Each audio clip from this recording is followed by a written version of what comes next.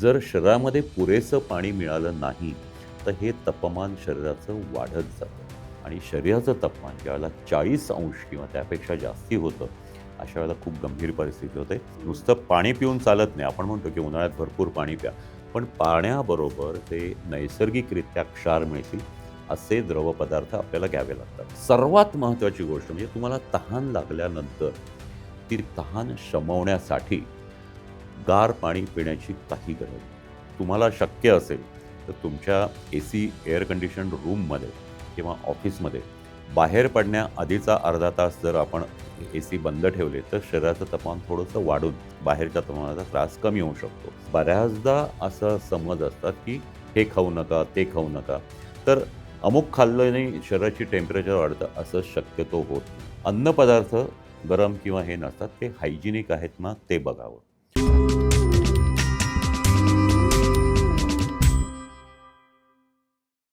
नमस्कार, मी विनायक पाचलक आणि थिंक बँकच्या थिंक लाईफमध्ये तुम्हा सगळ्यांचं पुन्हा एकदा स्वागत.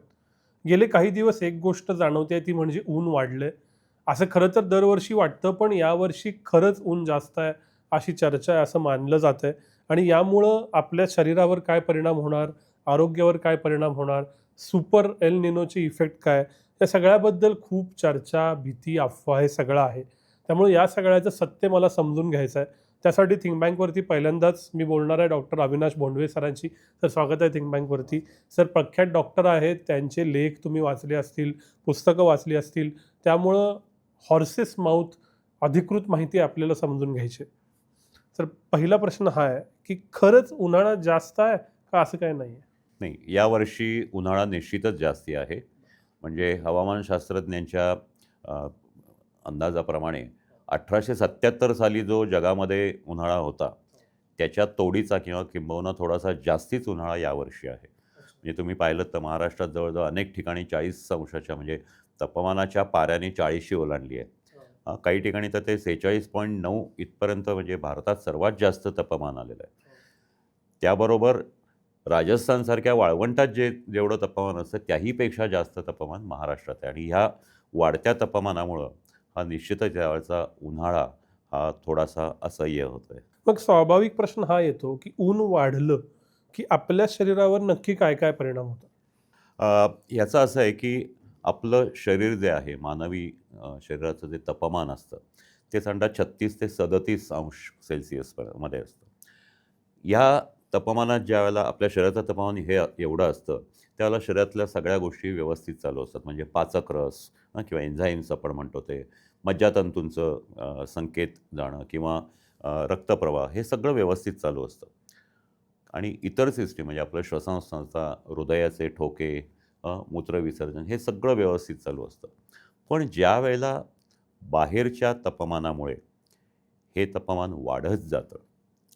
हवामानाचं म्हणजे बाहेरच्या वातावरणाचं तापमान ज्यावेळेला 37 पेक्षा पुढं जातं, त्यावेळेला साहजिकच आपल्या शरीरावर परिणाम व्हायला लागतो. हे तापमान जसजसं वाढत जातं, त्यावेळेला आपल्या शरीराचं तापमान हे कायम ठेवण्यासाठी शरीरामध्ये एक खूप महत्त्वाची प्रणाली असते किंवा सिस्टीम असते. म्हणजे असं आहे की आपल्या मेंदूमध्ये हायपोथॅलॅमस नावाचा एक भाग असतो. तर त्याच्याद्वारे बऱ्याच गोष्टी केल्या जातात. आपल्या त्वचेमध्ये उष्णतेचे सेन्सर्स असतात म्हणजे टेम्परेचर वाढलेलं. ते 37 पेक्षा जास्ती झालं, की मग ते सेन्सर कातडीतून त्या मेंदूला हे देतात आणि अक्षरशः ऑटोमॅटिक म्हणजे अनैच्छिक क्रिया आहे. ऑटोमॅटिकली तो हायपोथॅलॅमस शरीराला आज्ञा देतो किंवा आपोआप आज्ञा सुटतात आणि आपल्या रक्तवाहिन्या ज्या आहेत त्या रुंदावतात. घर्मरंध्र आहेत जी ती उघडी होतात आणि रक्तामधलं पाणी क्षार याच्यापासून घाम तयार होतो आणि तो घाम मोठ्या प्रमाणात शरीरातून तयार होतो. जेवढं तापमान जास्ती तेवढा घाम जास्ती येतो आणि मग हा घाम वाळल्यानंतर आपल्याला गारवा निर्माण होतो आणि शरीराचं तापमान पुन्हा नॉर्मल होतं. पण हा साधारणतः एकूण प्रकार असतो. परंतु ज्यावेळेला हे तापमान जास्ती वाढत जातं किंवा ह्याच्यासाठी जे काही आपल्याला सामना करायचा आहे या तापमानाचा, त्यासाठी शरीरामध्ये लागणाऱ्या काही गोष्टी विशेषतः पाणी आणि द्रवपदार्थ हे कमी घेतले जातात. त्यावेळेला प्रचंड शरीराला वेगवेगळ्या प्रकारचे त्रास होऊ शकतात आणि त्याच्यामुळं आरोग्यावर खूप गंभीर परिणामसुद्धा होतात. घाम हे आपल्या शरीराचं तापमान वाढलं असेल तर ते कमी करण्यासाठी, शरीराला गारवा निर्माण करण्यासाठी घाम येत असतो. टेम्परेचर मेंटेनन्सची प्रक्रिया नीट राहावी म्हणून आपण काय काय काळजी घेतली पाहिजे? यामध्ये असं आहे की बेसिकली उन्हाळ्याचे जे संकेत आहेत किंवा जिथं आपल्याला जास्ती गरम होत आहे अशा ठिकाणी जाऊ नये, साहजिकच आहे. म्हणजे आत्ता जो उन्हाळा आहे त्याच्यामध्ये आपण जे सांगतो की तुम्ही उन्हामध्ये कारण नसताना बाहेर पडू नका, हे आवश्यक आहे. त्यानंतर हा घाम आलेला जो आहे, हा घाम येणारच. हा घाम आलेला वाळून जावा यासाठी शरीरातले कपडे हे सैलसर पाहिजेत. हं. जर डार्क किंवा गडद रंगाचे कपडे असले तर ते सगळे रंग आणि साहजिकच सूर्याचं ऊन जास्ती खेचतात. त्याच्यामुळं पांढऱ्या रंगाचे जे परावर्तित करणारे असतात तसे फिकट रंगाचे किंवा पांढरे कपडे वापरावेत, सुती कपडे वापरावेत आणि सर्वात महत्त्वाचं म्हणजे शरीराला पाणी आणि क्षार हे मिळतील याचं आपल्याला बघायला लागतं. म्हणजे पाणी जे आहे हे आपलं पाणी आपण पितच असतो. परंतु एरवी काय होतं की आपण फक्त 2 वेळाच पाणी पितो. एक तर तहान लागल्यावर आणि मग जेवण केल्यावर. पण दिवसभरामध्ये थोडं-थोडं पाणी सतत प्यावं लागतं. म्हणजे साधारणतः तुम्ही पाहिलं तर प्रौढ व्यक्तीला म्हणजे ॲडल्टला साधारणतः एरवी कुठल्याही याच्यामध्ये 2 ते 3 लिटर पाणी लागतं. अशा उन्हाळ्यात ते अजून जास्ती लागतं. 3 लिटर, 4 लिटरसुद्धा लागू शकतं. तर तसं पाणी घेत राहावं लागतं. तर दुसरी गोष्ट म्हणजे तुमचं निवासस्थान किंवा ऑफिस हे जे आहे, तिथं गारवा कसा राहील हे बघावं लागतं. तर या गोष्टी जर आपण पाळल्या, तर निश्चितच ह्या गोष्टी म्हणजे उन्हाळ्यामुळं किंवा उष्णतेमुळे जो त्रास होतो हा आपण सुसह्य करू शकतो किंवा कमी करू शकतो. त्याचं गांभीर्य कमी करू शकतो. सर, पाणी प्यावं हे कळतं पण वळत नाही.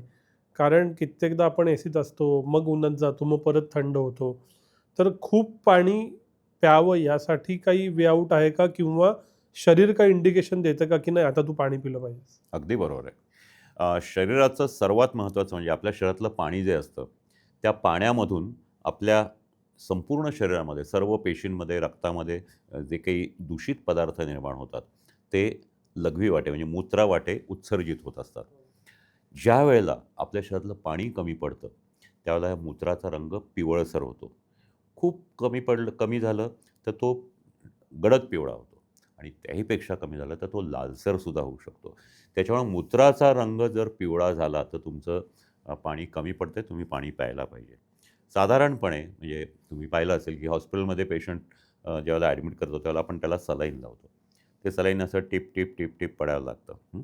एकदम धाड करून पडलं तर त्याला त्रास होऊ शकतो. त्याच्यामुळं पाणीसुद्धा आपण जे पितो ते थोडं-थोडं दर अर्ध्या तासानी, तासानी असं घोट-घोट, 2 घोट, अर्धा ग्लास असं घेत राहावं लागतं. पाण्याचं तर ठीक आहे, निदान चर्चा होती पाण्याबद्दल, पाणी प्या, पाणी प्या.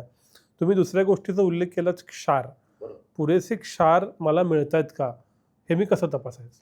क्षारासाठी वेगळं असं परिमाण नाही आहे. पण क्षार कमी झाले म्हणजे मुख्य क्षार जे आहेत ते सोडियम, पोटॅशियम हे आहेत. Sodium chloride, potassium. हे ज्यावेळेला कमी होतात, रक्तामधली त्याची पातळी खाली पडते, घामामुळे जास्ती होते आणि खाली जाते, त्यावेळेला आपल्याला पायाला पेटके येतात, पायाला गोळे येतात, अंग दुखायला लागतं. तर हे त्याचं इंडिकेशन आहे. म्हणजे एक्झॅक्टली किती कमी झालं हे आपल्याला त्यासाठी रक्त तपासावं लागेल. पण दैनंदिन आयुष्यामध्ये सर्वसामान्य व्यक्तीला आपल्याला ज्यावेळेला हातपायसुद्धा खूप गळून गेलेत, विशेषतः सकाळी उठल्यावर किंवा दिवसभरामध्ये खूप गळून गेल्यासारखं वाटतंय. पोटरे पोटरे असे आकसल्यासारखे ज्याला वेट येणं म्हणतात. तसं जर झालं क्रॅम्प्स तर तुमचे क्षार कमी पडलेत तर आणि त्यासाठी तुम्हाला काळजी घ्यायला पाहिजे. नुसतं पाणी पिऊन चालत नाही. आपण म्हणतो की उन्हाळ्यात भरपूर पाणी प्या. पण पाण्याबरोबर ते नैसर्गिकरित्या क्षार मिळतील असे द्रवपदार्थ आपल्याला घ्यावे लागतात. म्हणजे याच्यामध्ये साधं आपलं लिंबू सरबत आलं. हं. साध्या पाण्यामध्ये चवीसाठी लिंबू, थोडीशी साखर, खायचा सोडा, त्याच्यामध्ये सोडियम चांगलं जातं आणि मीठ. जर तुम्हाला ब्लड प्रेशर असेल तर फक्त मीठ नको, खायचा सोडा हे. तर हे जर तुम्ही दिवसातून 2 वेळा, 3 वेळा घेतलं, तर तुम्हाला काही क्षार मिळतात. त्यानंतर आपण मराठी पद्धतीमध्ये काही द्रवपदार्थ आपण सरबत आपण घरी बनवतो. म्हणजे पन्हं आलं, कोकम सरबत आलं. यामध्येही बऱ्यापैकी क्षार मिळतात. आणि नैसर्गिकरित्या शहाळं जे असतं, ज्याला लोक आजकाल नारळ पाणी म्हणतात, तर त्या शहाळ्यामध्ये पोटॅशियम उत्तम प्रमाणात असतं. तर ते 2-3 दिवसातून घ्यावं. म्हणजे शहाळं हे पूर्णपणे अनटच्ड असतं, म्हणजे त्याचं हे असतं, त्याच्यामध्ये कुठल्याही प्रकारचे जंतू नसतात हो, आणि स्वच्छ असतं, हायजेनिक असतं हो. आणि त्याच्यामधून पोटॅशियम मिळतं. तर बरं. इवन ताक, लस्सी हं, या गोष्टीसुद्धा आपण घ्यायला हरकत नसते. या हं. सगळ्यातून आपल्याला क्षार मिळत असतात. म्हणजे उन्हाळ्याच्या दिवसामध्ये पाणी आणि हे द्रव पदार्थ म्हणजे ही सरबतं किंवा या गोष्टीसुद्धा आपल्याला घ्याव्या लागतात. पण सर, उन्हाळ्यामध्ये कित्येकदा फ्रूट ज्यूस पिले जातात. काढलेले फ्रूट ज्यूस आणि पॅक्ड ज्यूस ह्या 3 गोष्टींनी तहान भागवली जाते. तर या 3 गोष्टी कराव्यात का नाही? फळांचे रस म्हणजे ज्याला आपण फ्रूट ज्यूस म्हणताय, ते निश्चितच उपयुक्त असतात. पण कसे, तर ते तुम्ही स्वतः ताजं फळ घेऊन घरच्या घरी जर तो ज्यूस बनवलात, तर ते आवश्यक असतं. ते उत्तम असतं. बाहेरचं जे बाहेरचे जे रस मिळतात, त्या बऱ्याचदा त्याच्यामध्ये कृत्रिम रंग टाकलेले असतात. कृत्रिम साखर टाकलेली असते. तर त्यामुळं आपल्या शरीराला निश्चितच त्रास होऊ शकतो. तर ते आहेत, ते कधी-कधी ते कृत्रिम रंग असतात किंवा कृत्रिम हे ज्या गोष्टी असतात, त्या शरीराला धोकादायक असतात. यापेक्षा जास्ती महत्त्वाचं म्हणजे त्याच्यामध्ये जो बर्फ टाकला जातो, विशेषतः मग ते कुठे हॉटेलमध्ये असेल किंवा रस्त्यावरचे रसाची ज्यूस गाडी असते, अशा ठिकाणी ते बर्फ असतो. हा बर्फ जो आहे, खरं तर त्यासाठी नगरपालिका, महानगरपालिकांनी ते प्रमाणित करायचं असतं. त्याच्यावर सकाळी तो शिक्का मारायचा असतो त्या बर्फ. पण हे बऱ्याच ठिकाणी पाळलं जात नाही आणि अस्वच्छ असं पाणी त्याचा बर्फ बनवला जातो. त्या बर्फातच मुळात खूप वेगवेगळ्या प्रकारचे जंतू असतात आणि तो त्याच्यामध्ये वापरला जातो. त्यामुळं ते निश्चितच त्रासदायक आहे. आणि ह्या बर्फामुळं कावीळ, विषमज्वर किंवा टायफॉईड अशासारखे आजार मोठ्या प्रमाणात होतात. म्हणून हे टाळावं. दुसरं तुम्ही जे सांगितलंत उसाचा रस. उसाचा रस जर तुमच्या समोर काढला असेल आणि तो स्वच्छ पद्धतीने काढला असेल, तर निश्चितच तो घ्यावा, काही हरकत नाही. पण रोज-रोज घ्यायची गरज नाही, कारण त्याच्यात खूप साखर असते. म्हणजे या सगळ्या फळांमध्ये किंवा याच्यामध्ये फ्रक्टोज असते, उसामध्ये सुक्रोज असते. त्यामुळं आपल्या शरीरावर ती साखर वाढवून उपयोग नसतो. आपल्याला क्षार मिळवावे लागतात. आणि कोल्ड्रिंक्स म्हणाल, तरुणाईमध्ये तर हे फारच महत्त्वाचं आहे, की त्यांना सरबत वगैरे आवडत नाही. ते जी रेडीमेड कोल्ड्रिंक्स मिळतात, ती घेतात आणि टीव्हीवर किंवा ठिकठिकाणी ज्या जाहिराती होतात, उन्हाळा आला की ते वेगवेगळ्या प्रकारच्या सिनेनटांकडून ज्या जाहिराती होतात, त्यामुळे त्यांना ते प्यावंसं वाटतं. त्यामध्येही कॅफीन जास्त असतं आणि त्याच्यामध्ये नैसर्गिक साखर नसते, म्हणजे हं, कृत्रिम साखर असते आणि त्याचा नक्कीच शरीरावर परिणाम होतो. ते वजन वाढवते, पण आपल्याला जे पाहिजे ते क्षार त्याच्यातून मिळत नाही. आणि पॅकबंद ज्यूस जो आहे, हा जो आहे त्याच्यामध्ये तो टिकवण्यासाठी जे पदार्थ वापरले जातात, ते ते फारसे चांगले नसतात. बऱ्याचदा असं लक्षात येतं, की ही फळं जी आहेत, ही पूर्णपणे उत्तम दर्जाची असतातच असं नाही. आणि त्यामुळं ते त्रासदायक ठरू शकतं. त्याच्यामध्ये जे काही मिक्स केलेलं असतं किंवा जे काही ॲडिटिव्हज असतात किंवा जे साखर असते कृत्रिम, ह्या सगळ्या गोष्टींमुळं हे नक्कीच धोकादायक असतं. म्हणजे तुम्हाला आंबा खायचा असेल, तर तुम्ही ताजा स्वच्छ आंबा बाजारातून आणा आणि तो खा किंवा त्याचा रस बनवा. तुम्ही पॅकबंद डब्यातला आंब्याचा रस बनवला, तर तो तुमच्या शरीराला फारसा उपयुक्त नसतो. ठीक आहे, जिभेला छान वाटेल, पण शरीराला चांगलं वाटेलच असं नाही. आंब्याचा उल्लेख केलात म्हणून टँजंट प्रश्न. कालपासून कलिंगड आणि बिर्याणी याची चर्चा खूप चालू आहे. कलिंगड खावं का नाही? कलिंगड हे खरोखर उत्तम हे आहे. म्हणजे फळांमध्ये तुम्ही म्हणाल तर जास्तीत जास्त पाणी आणि क्षार ज्याच्यामध्ये असतात, ते म्हणजे कलिंगड. कलिंगड, टरबूज याच्यामध्ये भरपूर पाणी असतं. तर ते जर खाल्लं आपण तर ते निश्चितच चांगलं असतं. ते अजिबात धोकादायक नसतं. फक्त एक गोष्ट अशी आहे, की ते आपण आणताना कापलेलं आणू नये. बऱ्याचदा उघडं कापून ठेवलेलं असतं ते खाऊ नये. म्हणजे गाड्यांवर विकत असतात. मग एखादी खाप खाणं किंवा हे असं होतं. ते करू नये. दुसरं म्हणजे ते बनवताना असं म्हटलं जातं, की आजकाल ते लवकर जास्ती लाल व्हावं, म्हणजे आतला तो गर आणि तो जास्ती गोड व्हावा, यासाठी काही प्रकारची रसायनं त्याच्यामध्ये टोचली जातात. तर याची खात्री करून घ्यावी आणि ते घ्यायला हरकत नाही. फक्त यामध्ये असं आहे, की ते खूप प्रमाणात खाल्लं तर शरीरामध्ये पाण्याचं प्रमाण जास्त होऊन कदाचित काही लोकांना असं शौचाला पातळ होऊ शकते. पण थोडंफार तुम्ही जर हे घेतलं, तर कलिंगड हे अतिशय उत्तम आहे. मगाशी तुम्ही बर्फाचा उल्लेख केला. बर्फ घातलेलं पाणी, फ्रीजमधलं गार पाणी प्यायचं का नाही? ज्यावेळेला फ्रीज नुकतेच आपल्या देशामध्ये इंट्रोड्यूस झाले, म्हणजे साधारणतः 70-80च्या दशकात, त्यावेळेला फ्रीजमध्ये पाणी ठेवलं जायचं आणि मग बाहेरून आलं की ते लगेच तोंडाला लावणं अशी एक प्रकारची फॅशन झाली होती, की जी आजही पाळली जाते. मुळामध्ये एक लक्षात घ्या, की फ्रीजमध्ये किंवा जे बर्फ टाकल्यानंतर पाणी होतं, त्याचं तापमान हे साधारणतः 0°, 4° ते 0° किंवा 6° असतं. आपल्या शरीराचं तापमान हे 37° आहे. ज्यावेळेला तुम्ही एवढं थंड हे घेता त्यावेळेला घशातून ते जाताना एक प्रकारचा दाह निर्माण होतो. म्हणजे बघा, ज्यावेळेला आपण उकळतं पाणी हे आपण हातावर पडलं तर तुम्हाला चटका बसेल, तसा या थंड गोष्टीचाही चटका बसतो. त्याच्यामध्येही लेटंट हीट म्हणतात. ते लेटंट हीट असते. त्याच्यामुळं खूप गार खाल्लं तर तुमचा घसा खराब होऊ शकतो आणि मग त्याच्यामध्ये परत इन्फेक्शन होण्याची शक्यता असते. मग खोकला वगैरे त्रास सुरू होतात. ज्यावेळेला खूप गार हे आपण पदार्थ घेतो किंवा कुठलेही कोल्ड्रिंक म्हणा किंवा साधं पाणी म्हणा, त्यावेळेला आपल्या श्वसनसंस्थेमध्ये नाकापासून फुफ्फुसांपर्यंत किंवा श्वासवाहिन्यांपर्यंत जी श्वसनसंस्था आहे त्याच्यामध्ये आत एक प्रकारचं आतली जी त्वचा असते ज्याला म्युकस मेम्ब्रेन म्हणतात, त्याच्यामध्ये असे सिलियासारखे केसासारखे काही हे असतं. तर ज्यावेळेला थंड किंवा कुठली इरिटंट गोष्ट जाते त्यावेळेला त्याच्यामधून म्युकस म्हणजे असा घट्ट असा पातळ पदार्थ बाहेर पडतो. त्याच्यामुळं लोक त्याला कफ म्हणतात. त्याच्यामुळे तुम्ही थंड खाल्लं की साहजिकच ते सिक्रेशन वाढतं. म्हणजे घसाला चटका बसतो, घसा लाल होतो, पण पुढचं सिक्रेशन वाढतं आणि खोकला हा तो कफ जो तयार होतो, हे तो कफ हा शब्द आहे खरा, हे म्युकस मेम्ब्रेन असतं, ते शेंबडासारखा पदार्थ असतो, तो तुम्हाला जास्ती होतो आणि मग खोकला सुरू होतो. तर ते का होऊ नये. आणि सर्वात महत्त्वाची गोष्ट म्हणजे तुम्हाला तहान लागल्यानंतर ती तहान शमवण्यासाठी गार पाणी पिण्याची काही गरज नाही. थोडंसं गार पाणी असेल ना, तर ते ठीक आहे. म्हणजे त्यामुळं हे नक्की की फ्रीजमधलं पाणी पिण्याऐवजी किंवा बर्फ टाकलेलं पाणी पिण्याऐवजी तुम्ही माठातलं पाणी प्या. पण माठामध्ये सुद्धा आजकाल तुम्ही पाहिलंत तर कधी-कधी माठातलं पाण्याचं तापमानही खूप कमी असतं. तर साधारणतः जे रूम टेम्परेचरचं पाणी आहे किंवा थोडंसं थोडंसं गार आहे, असं पाणी पिलं तर तुमची तहान निश्चित भागू शकते. अजून एक महत्त्वाची गोष्ट आहे, ती म्हणजे तुम्ही उन्हातून आलात. बाहेर आत्ता 40-42 डिग्री टेम्परेचर आहे.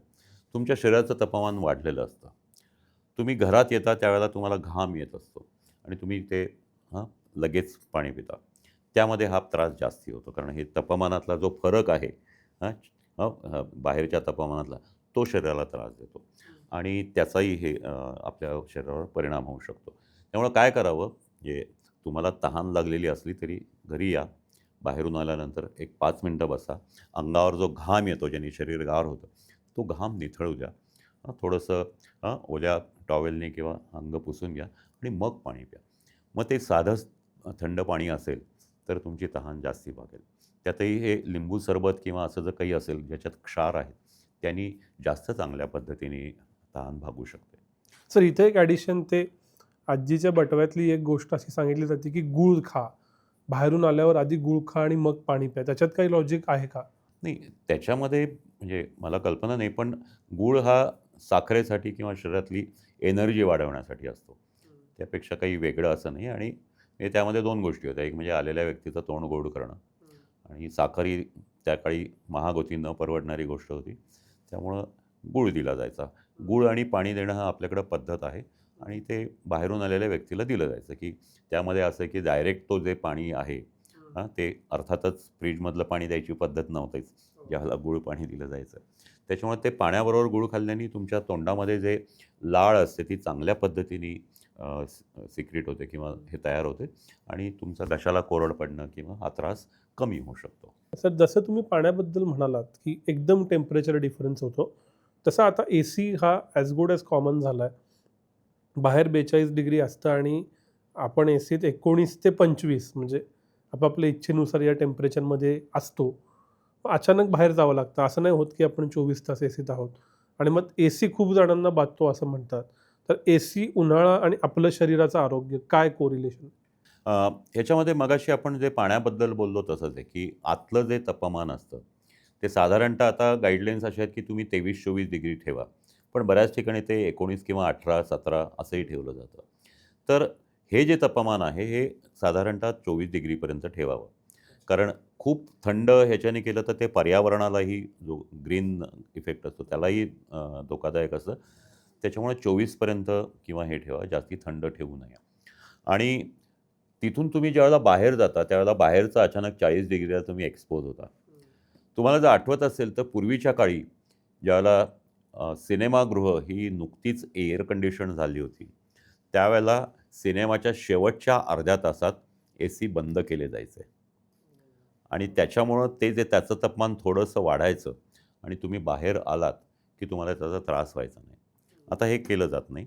ऑफिसमध्येही केलं जातं. पण जर तुम्हाला शक्य असेल, तर तुमच्या एसी एअर कंडिशन्ड रूममध्ये किंवा ऑफिसमध्ये बाहेर पडण्याआधीचा अर्धा तास जर आपण एसी बंद ठेवले, तर शरीराचं तापमान थोडंसं वाढून बाहेरच्या तापमानाचा त्रास कमी होऊ शकतो. किंवा त्याच्या बाहेर एखादी खोली, कमी थंड खोली अशी जर ठेवली, तर तिथं तुम्ही थोडा वेळ बसलात, तर ते भागू शकतं. पण थोडक्यामध्ये अ, थंड ह्याच्यातून डायरेक्ट आपण बाहेर येणं हे अपेक्षित नाही. विशेषतः तुम्हाला जाणवत असेल, की कारमधून एसी कारमधून अगदी खूप गार हे करून प्रवासातून ज्यावेळेला माणूस बाहेर येतो, त्यावेळेला अंगाला चटके बसणारे जास्ती चटके बसतात. अशाने पाणी आपल्या शरीराचं डिहायड्रेशन जास्ती होतं आणि त्याचाही आपल्या शरीराला त्रास होऊ शकतो. सर, उन्हाळ्यात अ, काय खावं, किती खावं आणि कधी खावं याच्याबद्दलही खूप चर्चा होतात. त्याच्याबद्दल प्लीज सांगा ना? यामध्ये 2-3 महत्त्वाच्या गोष्टी आहे. आपण पाहिलंच की पाणी आणि क्षार आवश्यक असतात आणि क्षार कशामध्ये असतात?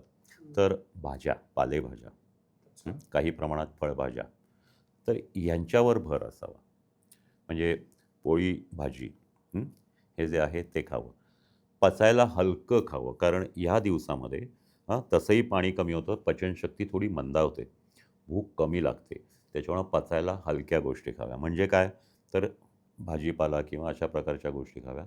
जर मांसाहार केला तुम्ही, तर मांसाहाराला जास्ती पाणी शोषलं जातं आणि त्याचा निश्चित त्रास होतो. असं जर मांसाहार जर केला तुम्ही, तर या दिवसांमध्ये कॉन्स्टिपेशन किंवा मलावरोध होण्याची शक्यता असते. त्यामुळं मांसाहार शक्यतो टाळावा. म्हणजे त्याच्यामध्ये जर तुम्हाला अ, काही लोकांना हे मांसाहार करण्याची सवय असते, तर अशा लोकांनी मग त्याचे जे पीसेस असतात, त्याऐवजी तुम्ही त्याची जी ग्रेव्ही किंवा त्याचा जो पातळ भाग आहे, पातळ भाजी आहे, त्यावर भर द्यावा. दुसरी गोष्ट म्हणजे जेवणामध्ये तुमच्या फळं पाहिजेत. आता फळांमध्ये सुद्धा जे लिंबू जातीची फळं म्हणजे संत्रं, मोसंबी, लिंबू, आपल्याकडे इडलिंबू खात नाहीत, पण बऱ्याच ठिकाणी इडलिंबूही वापरलं जातं. तर ही जी फळं आहेत, ही फळं जर तुम्ही रोज नुसती खाल्लीत किंवा त्याचा रस करून प्यायलात, तर त्याच्यामधूनही आपल्याला निश्चित हे पडतो. थोडक्यात काय, तर पाणी जास्ती असलेले, पचायला हलके असे पदार्थ खावेत आणि सर्वात महत्त्वाचं म्हणजे पूर्ण भुकेपेक्षा जास्ती खाऊ नये. कारण पचनशक्ती मंदावलेली असते. त्याच्यामुळं थोडं-थोडं पण दिवसातून 3 वेळा, 4 वेळा खावं. हे तर प्रिव्हेन्शन आणि प्रिकॉशनचे मुद्दे झाले. आपल्याला सवय अशी असते, की आपण रेटतो आणि काहीतरी इंडिकेटर्स आल्यावरती मग आपण कॉशियस होतो. तर मला उन्हाचा त्रास होतोय, ह्याचे इंडिकेटर्स काय असतात? मी कशाकडे लक्ष ठेवलं पाहिजे जेणेकरून आय कॅन कोर्स करेक्ट? नाही, बरोबर आहे. यामध्ये आपल्याला मुख्यत्वे हे जे शरीराचं तापमान नियंत्रण करण्याची जी सिस्टीम आहे शरीरातली आणि त्याचे जे शरीरावर होणारे परिणाम आहेत, हे जाणून घ्यायला पाहिजेत. आपलं 37° टेम्परेचर आहे. तुम्ही उन्हाला एक्सपोज झालात, शरीराचं टेम्परेचर वाढलं, घाम तयार झाला, की आपल्या शरीरातलं पाणी कमी होतं. पाणी कमी झाल्यावर पहिल्यांदा आपण मगाशी बोललो तसं मूत्राचा रंग हा पिवळसर होतो. आगही होऊ शकते. हां, डार्क पिवळा होऊ शकतो, लालसर होऊ शकते. तसं वाटलं तर तुम्हाला लगेच पाणी. ही पहिली सूचना असते, पहिला सिग्नल असतो. दुसरी गोष्ट म्हणजे तोंडाला कोरडं पडतंय. हां, तोंडाला कोरड पडते का शरीरातलं पाणी हे झालं की तोंड आणि घसा कोरडा पडतो. तर तेही महत्त्वाचं आहे. तसं वाटलं की तुम्ही पाणी प्यायला सुरुवात करा, पाणी वाढवा. त्याही पुढं जाऊन ज्यावेळेला पाणी आणखीन कमी होतं, त्यावेळेला पायाला पेटके येतात म्हणजे क्रॅम्प्स येतात किंवा असे वेट येतात. ते फारच हे असतं. अशा वेळेला तुम्हाला निश्चितच ORS किंवा हे सगळं भरपूर घ्यायला पाहिजे, तरच ते कमी होतात. आणि त्याच्यापुढं जाऊन तिथपर्यंत जर लक्ष दिलं नाही, तर शरीराचं जे तापमान आहे, हे 37 पासून वाढत गेलं की घाम येऊन ते कमी होतं. जर शरीरामध्ये पुरेसं पाणी मिळालं नाही, तर हे तापमान शरीराचं वाढत जातं. आणि शरीराचं तापमान ज्यावेळेला 40° किंवा त्यापेक्षा जास्ती होतं, अशा वेळेला खूप गंभीर परिस्थिती होते आणि त्याला आपण सनस्ट्रोक किंवा हीट स्ट्रोक असं म्हणतात. तर ही आधीची जी आहे त्याला हीट एक्झॉशन म्हणतात, की या शरीरातलं पाणी कमी झालं, वेटके येणं किंवा मग अशा वेळेला घाम जास्ती गेल्यामुळं आणि पाणी नसल्यामुळं आपला जो रक्तदाब असतो, ब्लड प्रेशर असतं ते कमी होतं. गरगरायला लागतं, चक्कर येते, दिसायला अंधुक दिसायला लागतं. हे सगळे सुरुवातीचे हीट एक्झॉशनचे त्रास असतात. आणि त्याहीपेक्षा कमी झाल्यानंतर ज्यावेळेला शरीराचं तापमान ते कमी करायलाच पाणी नाही शरीरात. मग अशा वेळेला ते वाढत वाढत जर 40पर्यंत गेलं, तर शरीरातले जे पाचक रस आहे, ज्याला पाण्याची गरज असते, मेंदूकडे जाणाऱ्या संवेदना, मज्जातंतू, मेंदूचं कार्य, हे जे सगळं लिक्विड्सवर आणि क्षारांवर अवलंबून असतं, त्या सगळ्यावर परिणाम होतो. आणि त्या व्यक्तीला तो चक्कर यायला लागते, झटके येतात म्हणजे कन्व्हल्जन्स येतात आणि तो कोमामध्येही जाऊ शकतो. वेळेवर जर त्याला ट्रीटमेंट मिळाली नाही, तर हीट स्ट्रोकमध्ये, सनस्ट्रोकमध्ये ती व्यक्ती दगावू शकते.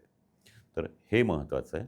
तर या पद्धतीने तिथपर्यंत आपण जायची गरजच नाही. ह्या सुरुवातीच्या गोष्टी आपण जर लक्षात घेतल्या, तर आपल्याला निश्चितच त्याच्यापासून दूर राहता येतं. समजा असे काही सिम्प्टम दिसायला लागले, तर डॉक्टरांचा सल्ला कधी घ्यावा आणि कधी स्वतःच्या स्वतः गोष्टी मॅनेज कराव्या? नाही, ज्यावेळेला ठीक आहे, ह्या किती पाणी प्यावं याबद्दल तर घ्यावाच, कारण वयोमानाप्रमाणे तुमची गरज वेगळी असते. पण त्याचबरोबर ज्यावेळेला तुम्हाला पायाला पेटके येतात, लघवी सतत पिवळी होती आहे, आग होती आहे, अशा वेळेला काय होतं, की असं जर पाणी कमी झालं, ते लघवी जी असते तिची pH म्हणतात, म्हणजे आम्लता कमी होते. आणि आम्लता कमी झाली म्हणजे ते न्यूट्रल असावं लागतं, 7 pH असायला लागते. ते कमी कमी झालं की त्यामध्ये इन्फेक्शन होण्याची शक्यता असते. तर त्यामुळं लघवीची जळजळ, आगाग होणं, खूप डार्क रंगाची लघवी होणं आणि हातापायाला गोळे येणं, गरगरणं, हां, आणि ह्या गोष्टी जर होत असतील, तर निश्चितच आपण डॉक्टरांना वेळच्या वेळेला दाखवलं तर या गोष्टी टळू शकतात. सर, आत्ताच्या जगातले कॉमन 2 लाईफस्टाईल डिसीजेस आहेत. एक डायबिटीस आणि दुसरा बीपी. ह्या 2 गोष्टी असणाऱ्या लोकांवर उन्हाचा काय परिणाम होतो आणि त्यांनी काही एक्स्ट्रा काळजी घ्यायची गरज आहे का? अगदी बरोबर आहे, की मुळामध्ये कसं असतं, की मधुमेह हा जर अनियंत्रित असेल किंवा रक्तदाब हा जर अनियंत्रित असेल, तर त्यांना कुठल्याही प्रकारचे त्रास लगेच होतात. मधुमेह दीर्घकाळ असेल, तर शरीराची जी रोगप्रतिकारशक्ती असते, तीही थोडीशी दबलेली असते. त्यामुळे इतर सर्व प्रकारची इन्फेक्शन जशी होतात, तसे हे त्रास लवकर होऊ शकतात. आता यामध्ये ज्या लोकांचं ब्लड प्रेशर जास्ती आहे आणि ज्यांना अ, औषधं नीट चालू किंवा नियंत्रणाबद्दल ते लक्ष देत नाही आहेत, अशा लोकांचं ज्यावेळेला BP खाली जायला लागतं उन्हाळ्यामुळं, रक्त आटल्यामुळं, तर ह्या लोकांना रक्ताच्या गुठळ्या होण्याची शक्यता असते. अशा वेळेला स्ट्रोक किंवा हार्ट अटॅकही येऊ शकतो. त्यामुळे ह्या गोष्टी ह्यांना असेल तर आपला मधुमेह किंवा रक्तदाब हा ताब्यात ठेवावा आणि शक्यतो ह्या उन्हापासून आपण दूर राहावं. अजून एक असतं म्हणजे अजून एक गोष्ट सगळीच जण बऱ्यापैकी करतात ते म्हणजे जिम, वर्कआउट, व्यायाम किंवा वजन कमी करण्यासाठी कार्डिओ ह्याच्या संदर्भात काही काळजी घ्यावी का? बरोबर आहे. आता आपण मगाशी जे पाहिलं, की सनस्ट्रोक किंवा हीट स्ट्रोक जो होतो, तो कुणाला जास्ती होतो? तर जे जास्तीत जास्त तापमानाला एक्सपोज होतात. आता ज्यावेळेला तुम्ही जिम करता, ज्यावेळेला ज्यावेळेला एरोबिक किंवा एनारोबिक व्यायाम करता, त्यावेळेला साहजिकच शरीराचा रक्त जे प्रवाह असतो हा वेगाने वाढतो. शरीरामध्ये उष्णता निर्माण होते आणि घाम यायला लागतो. त्याच्यामुळं तुम्ही जिथं व्यायाम करताय, अशा ठिकाणी जर ते एअर कंडिशन नसेल किंवा तुम्ही पाणी त्याच्याबरोबर घेतलं नाही, तर जिम जास्ती केल्याने उन्हाळ्याच्या दिवसात दुपारच्या वेळेला जर शारीरिक कष्टाच्या कामांप्रमाणेच व्यायामही जर करत राहिलात आणि गारव्याचा किंवा पाण्याचा जर अभाव असेल, तर त्या व्यक्तीलाही हे हीट एक्झॉशन किंवा हीट स्ट्रोक बसू शकतो. त्याच्यामुळे ही काळजी घ्यायला पाहिजे, की सर्व व्यायामपटूंनी शक्यतो तुम्ही सकाळच्या लवकरच्या वेळेत हे करा, संध्याकाळच्या वेळेत करा. पण जर दुपारच्या वेळेत करायचं असेल तर मग तुमची जिम एअर कंडिशन पाहिजे, की जे बऱ्याचदा ती लक्झरी होऊ शकते. दुसरी गोष्ट म्हणजे पाणी तुम्ही सतत बरोबर ठेवलं पाहिजे आणि कुठल्याही क्षणी तुम्हाला गरगरतंय, चक्कर येते किंवा पायाला पेटके येतात असं लक्षात आलं तर तुम्ही तो व्यायाम थांबवून त्वरित बाजूला थांबलं पाहिजे. शेवटचा प्रश्न, आधीचा प्रश्न, की या सगळ्या कालावधीत हीट वाढू नये म्हणून ओमेस डी सारख्या गोळ्या घेतल्या जातात, बी कॉम्प्लेक्स सारख्या गोळ्या घेतल्या जातात आणि मग कित्येकदा हीट, उष्णता, खाणं, अपचन या सगळ्याचं एक भेळ मनात बनते आणि बाहेरचं वातावरण. तर अशा गोळ्या घ्याव्यात का? अपचन, हीट यांना कसं टॅकल करावं? याच काळात आंबेही असतात. अगदी बरोबर आहे. एक सर्वात महत्त्वाचं म्हणजे हे जे तापमानाचे जे त्रास आहेत, हं, ते कुठल्याही औषधांनी हे होऊ शकत नाही. तुमच्या शरीरामध्ये डिहायड्रेशन झालं, तर पाणी किंवा खूप कमी पाणी झालं, पाणी पिणं, सरबत पिणं किंवा हे फ्रूट ज्यूस घेणं, त्याचबरोबर जर खूप जास्ती झालं तर सलाईन घेणं, या पलीकडं काही नाही. तुम्ही बी कॉम्प्लेक्स घेतल्याने तुमचं शरीराचं जे पाणी आहे ते वाढत नाही किंवा जे काही हीट स्ट्रोक आहे किंवा जे काही शरीरातलं तापमान कमी झालेलं आहे, डिहायड्रेशन आहे, हे कमी होत नाही. त्याच्यामुळे तुम्हाला पाणीच प्यायला पाहिजे किंवा जर जास्ती असेल तर सलाईन घ्यायला पाहिजे. कुठल्याही गोळ्या ह्याच्यावर काम करत नाहीत. आता यामध्ये एक तुम्हाला सांगतो, एक अतिशय महत्त्वाची गोष्ट आहे, की आपल्याकडं ना उष्ण आणि थंड, अमुक पदार्थ उष्ण आहे, अमुक पदार्थ गरम आहे, अशी खूप एक संकल्पना आहे. ती पूर्णपणे आयुर्वेदिकही नाही. म्हणजे आयुर्वेदामध्ये जे कफ, वात, पित्त असतं, त्याच्यामधली जी त्याच्यामध्ये जी काही उष्णता समजली जाते, त्याचा ह्याच्याशी काही संबंध नसतो. त्याच्यामुळं बऱ्याचदा असा समज असतात, की हे खाऊ नका, ते खाऊ नका. तर अमुक खाल्ल्याने शरीराची टेम्परेचर वाढतं, असं शक्यतो होत नाही. म्हणजे मी अन्नपदार्थ असं म्हणतोय. असं वाढवणारे काही मद्यासारखे काही पदार्थ असतात, पण ते बाजूला ठेवा. पण अन्नपदार्थ गरम किंवा हे नसतात, ते हायजिनिक आहेत ना, ते बघावं. हां, ते पचायला हलके आहेत ना, हे बघावं. त्याच्यामुळं गरम उष्ण पदार्थ किंवा आत्ता तापमान वाढल्यामुळं अमुक गोळी खाल्ली म्हणजे ते तापमान आपलं परत नॉर्मल होईल, असं होत नाही. आता ज्यावेळेला ताप येतो, याच्यामध्ये सर्वात लक्षात घ्या, ताप येतो. ज्यावेळेला एखाद्या मुलाला किंवा एखाद्या व्यक्तीला ताप येतो, त्यावेळेला आपण त्याला ताप कमी करणारी गोळी देतो. म्हणजे पॅरासिटामॉल किंवा पूर्वी ॲस्पिरिन द्यायचे, किंवा निमुसुळे अशी कधी-कधी पूर्वी द्यायचे. तर ह्या औषधांनी काय होतं, की धर्मरंध्र रुंदावतात, रक्तवाहिन्या रुंदावतात आणि घाम येतो आणि ताप उतरतो. हे तेच तापमान आहे. पण म्हणून तुमचं शरीराचं तापमान कमी झाल्यावर ह्या गोळ्या घेणं हे पूर्ण चुकीचं आहे. त्याने तुम्हाला जास्ती घाम येईल.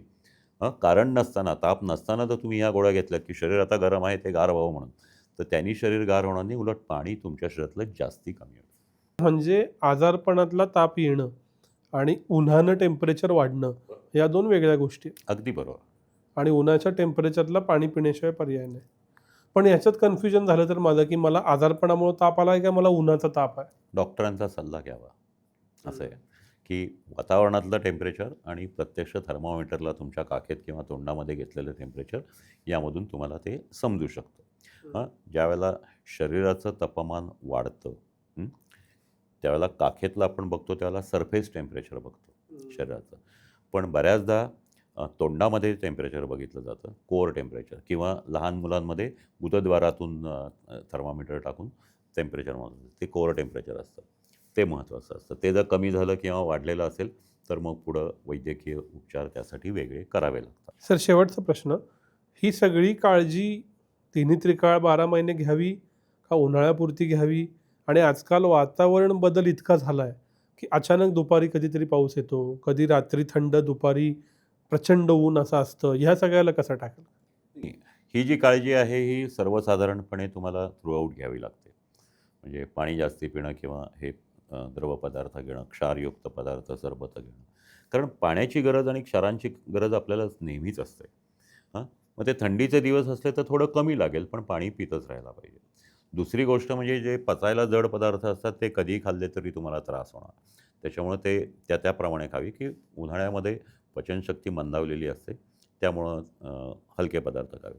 थंडीमध्ये पचनशक्ती चांगली हे असते, पण तुम्ही व्यायाम करत असाल तरच त्याचं पचन व्यवस्थित होतं. त्याच्यामुळं हे जे आहे, तुम्हाला जर व्यायामाची सवय नसेल, तुम्ही करत नसाल, तर तुम्हाला हलकंच अन्न खाल्लं पाहिजे, नाही तर मग ते अपचन होईल किंवा तुमच्या भुकेच्या किंवा पचनशक्ती जी आहे तेवढंच खायला पाहिजे. ओव्हर इटिंग केलं तर तुम्हाला कधीही त्रास होणार.